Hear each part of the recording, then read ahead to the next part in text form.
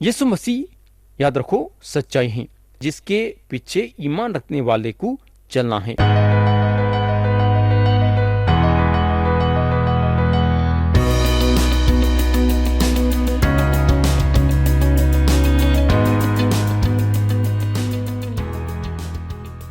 یسوع مسیح کے نام سے السلام علیکم پیارے بھائی اور بہن، آپ لوگوں کو یاد ہوگا کہ گئے سو وقت ہم افسیوں کے نام پولس رسول کا خط باب 4 اور اس کی آیت 4 سے 8 تک غور کرے تھے۔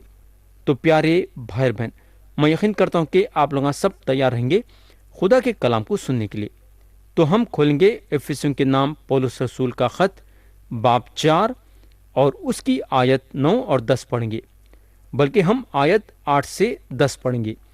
یہاں پولس لکھتے ہیں، اسی واسطے وہ کہتا ہے کہ جب وہ عالمی بالا پر چڑھا تو قیدیوں کو ساتھ لے گیا اور آدمیوں کو انعام دیے۔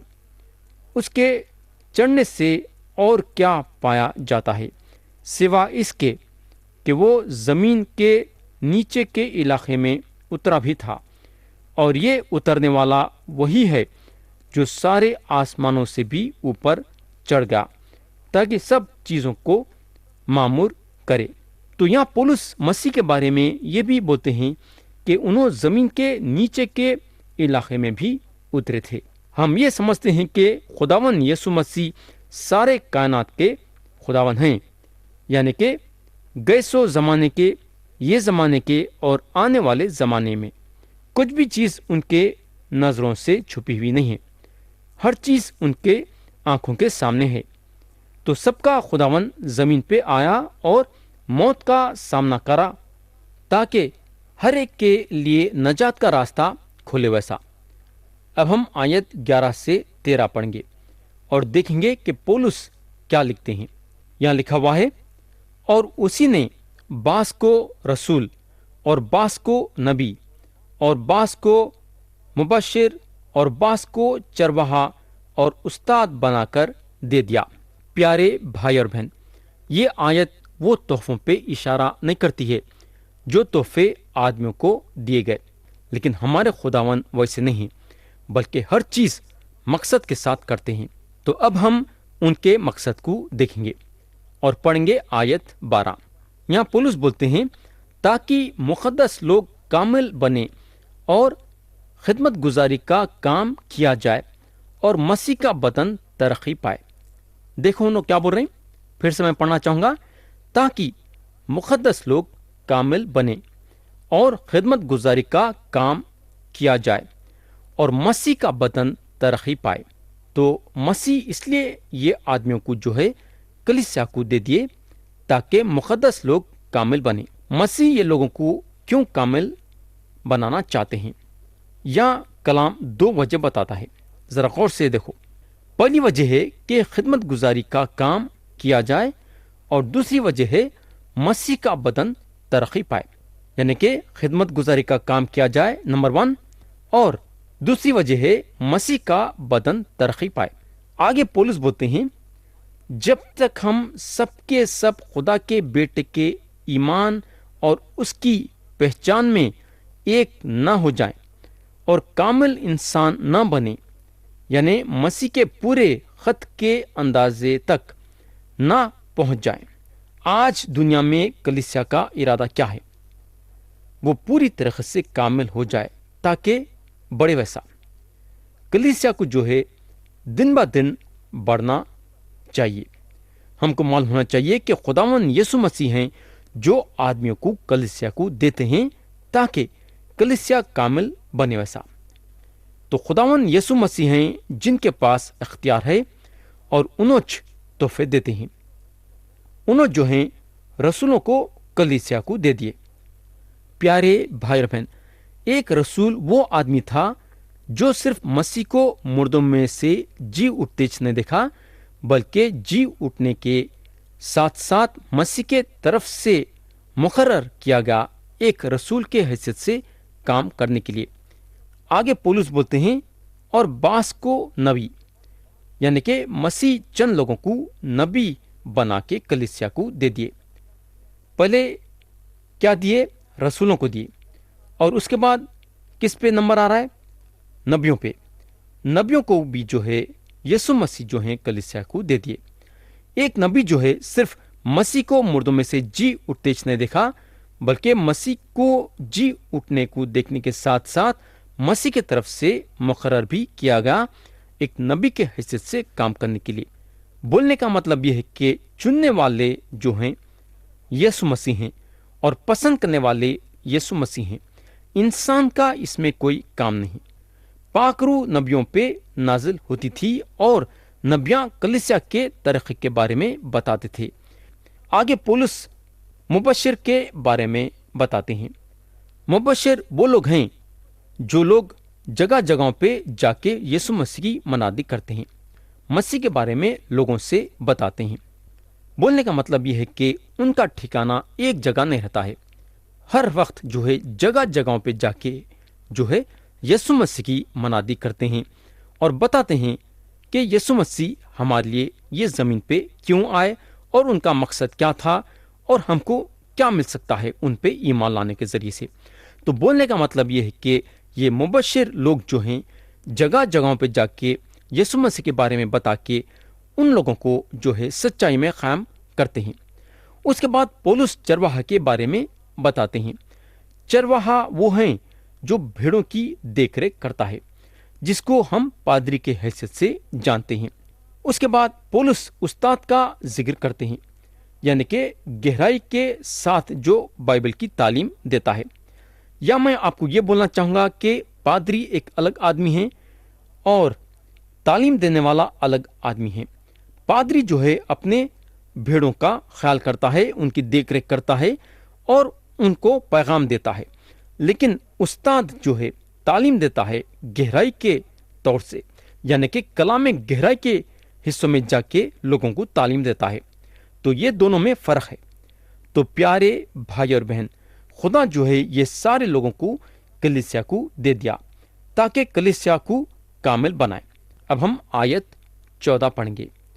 यहाँ पौलुस बोलते हैं, ताकि हम आगे को बच्चे ना रहें और आदमियों की बजीगरी और मकारी के सबब उनके गुमराह करने वाले मंसूबों की तरफ हर एक तालीम के झोंके से मौजों की तरह उछलते बहते ना फिरें।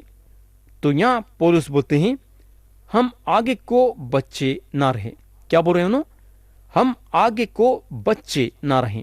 प्यारे भाई और बहन, इसलिए मसीह जो हैं कलीसिया को वो लोगों को दे दिए जिनको मसीह के तरफ से अलग अलग नियमतें मिले, ताकि कलीसिया को कामिल करे वैसा, ताकि कलीसिया को बच्चों से बड़े बनाए वैसा।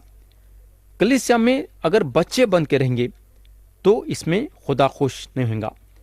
कलीसिया में अगर आप बढ़ते जाएंगे और आदमी बनेंगे तो खुदा जो है खुश होगा। तो बोलने का मतलब यह है कि दिन बा दिन हम बढ़ते चले जाना चाहिए। प्यारे भाई और बहन, हमको मालूम होना चाहिए कि नबियों की या मुबश्शिरों की या उस्ताद की या चरवाहे की ये एक बहुत बड़ी जिम्मेदारी है कि कलीसिया को जो है बच्चे रहने नहीं देना चाहिए, बल्कि अपनी तालीम के जरिए से बड़ा बनाना चाहिए। बोलने का मतलब यह है कि ये जिम्मेदारी ये लोगों की है। अब हम आयत 15 और 16 पढ़ेंगे।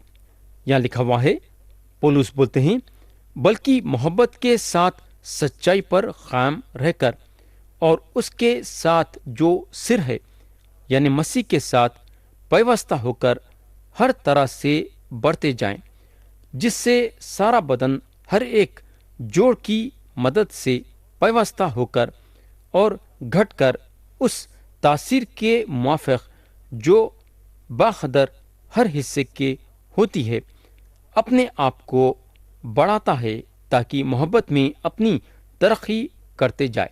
तो प्यारे भाई और बहन, ईमान रखने वाले बच्चे रहना नहीं चाहिए, बल्कि मोहब्बत के साथ सच्चाई पे कायम रह के और उसके साथ जो सिर है यानी मसीह के साथ पैवस्ता होके हर तरह से बढ़ते जाना चाहिए।